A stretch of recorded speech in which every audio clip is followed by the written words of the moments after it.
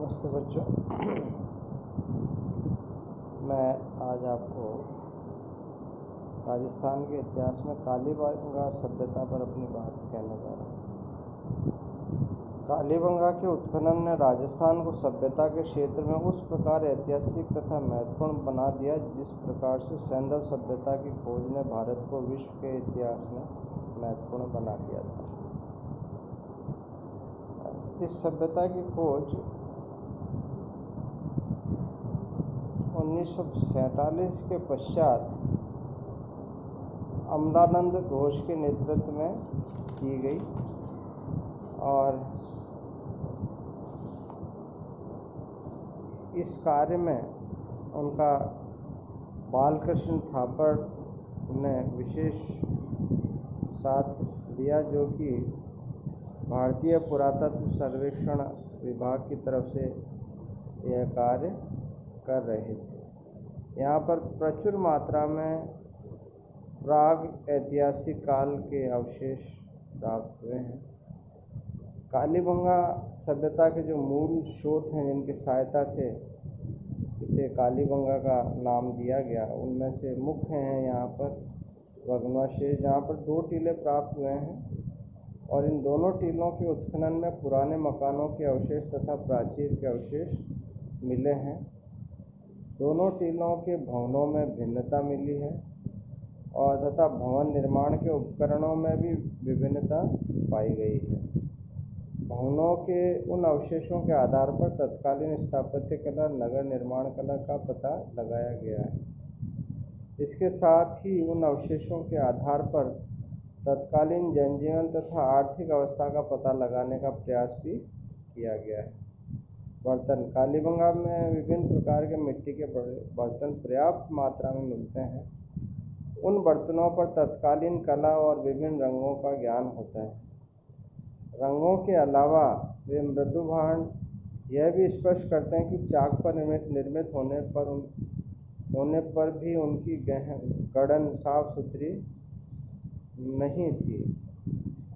इसके अलावा मणि मूर्तियाँ, आभूषण, चौसर की घोटियाँ, हस्तियाँ इत्यादि मिलती हैं।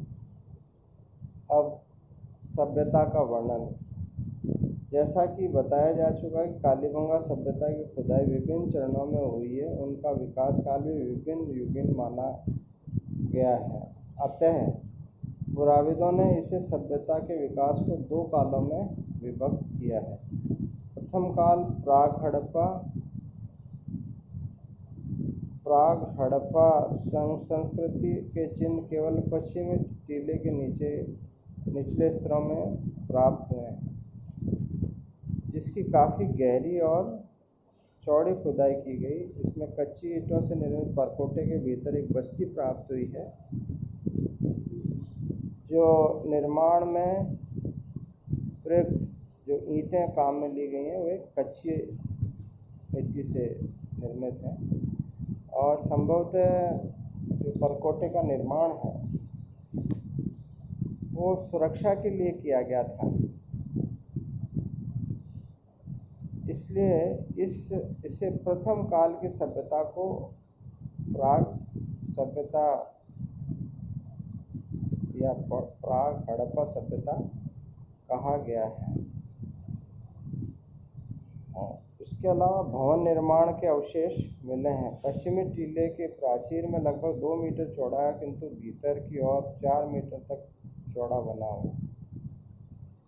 इसका निर्माण भी 2 चरणों में किया गया है, जिसमें प्रयुक्त ईंटों का प्रकार 30 × 20 × 10 सेंटीमीटर है। परकोटे की दीवार जो उत्तर से दक्षिण की को गई है उसकी लंबाई 250 मीटर है और जो पूर्व से पश्चिम पर गई उसकी लंबाई इससे कम है, संभवतः 180 मीटर रही होगी। परकोटे के भीतर भवन निर्मित है। भवनों में उन्हीं ईंटों का प्रयोग किया गया जो परकोटे के निर्माण में प्रयुक्त की गई थी। कुछ पक्की ईंटें भी मिली हैं। भवन की दीवारों पर कहीं कहीं मिट्टी का लेप भी मिला है। कृषि स्थल कालीबंगा के प्रथम काल में सर्वोत्तम उपलब्धि एक जुते हुए खेत के अवशेष हैं, जो स्पष्ट करते हैं कि उस युग में लोग कृषि का कार्य करते थे और उनका वह प्रमुख व्यवसाय था। यह कृषि क्षेत्र परकोटे के बाहर मिला है। इसमें दो तरफा जुताई के फलस्वरूप हराइयों के निशान एक वर्ग जालक ग्रिड पैटर्न से के रूप में पड़े हैं। उत्तर से दक्षिण की सीध में पड़े हराइयों एक दूसरे से 1.10 मीटर के अंतर में भी थी, जबकि पूर्व से पश्चिम की ओर एक दूसरे से केवल 30 सेंटीमीटर के फासले पर थी। इस तरह से दो हराइयाँ को देखकर पुराविद अंदाज लगाते हैं कि इस क्षेत्र में कृषि क्षेत्र में संभवतः दो फसलों एक साथ पैदा की जाती थी। कालीबंगा के आसपास आज भी सरसों व चनों में मिलीजुली खेती इसी ढंग से की जाती है। देखिए, इतिहास में ये साक्ष्य है कि कोई भी कार्य यदि प्रारंभ से चला रहा तो वो वर्तमान स्वरूप कहीं न कहीं उसका देखने को मिलता है।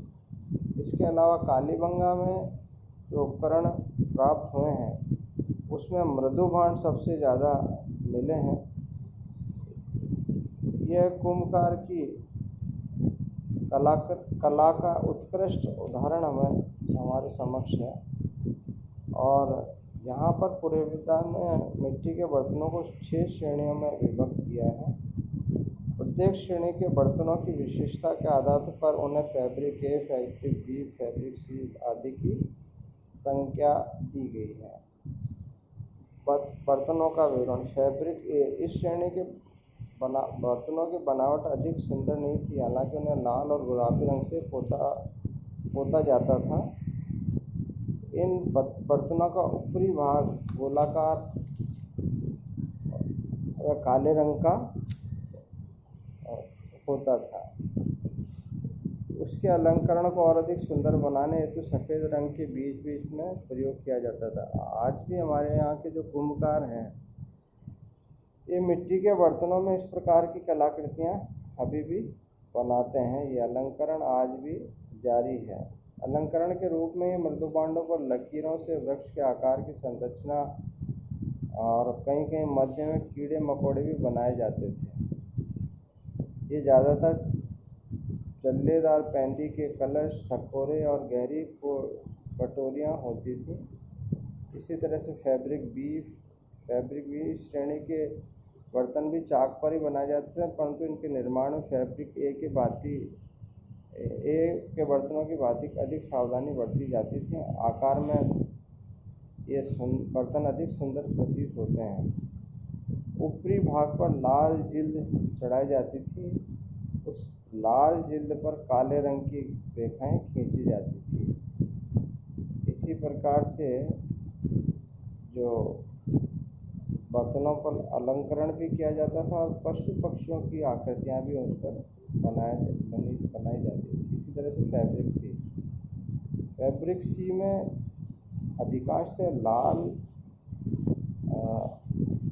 रंग के या बैंगनी रंग से उन्हें पोता जाता था और इसमें 2 श्रेणियाँ बड़ी उत्तम मानी गई थी। इसके अलावा यहाँ पर जो चित्रांकन किया गया था वो तितली और वृक्ष आदि का किया गया था। इसी प्रकार से फैब्रिक डी, इस प्रकार के बर्तनों में का रंग लाल होता था और ये अधिक मोटे और सुदृढ़ होते थे। इस श्रेणी के बर्तनों में कटोरियाँ भी प्राप्त हुई हैं। और इसी तरह से फैब्रिक भी है। इस श्रेणी के बर्तन भी लाल रंग के होते थे, आकार में छोटे और अधिकांशतः ये या तो मटके होते थे या उनके ढक्कन, कटोरियाँ, थालियाँ या निवेद्य पात्र के रूप में प्रयोग में किए जाते थे। इसी तरह से फैब्रिक एफ, इसका रंग सलेटी रंग का होता था और इसमें थालियाँ और कटोरियाँ का निर्माण सर्वाधिक किया गया था। तो इस प्रकार से ये बर्तनों की जो विभिन्न श्रेणियाँ इतिहासकारों ने की है, विशेष रूप से पुरातत्वविदों ने, उसके पीछे वहाँ के जो विभिन्न प्रकार के जो बर्तन हैं उसमें उनकी विशिष्टता दिखाना है। मैंने अपनी सारी बात जो आपको बताई है पुस्तक के माध्यम से बताई है, और उस पुस्तक का PDF मैं आपके व्हाट्सएप ग्रुप में शेयर कर रहा हूँ। धन्यवाद।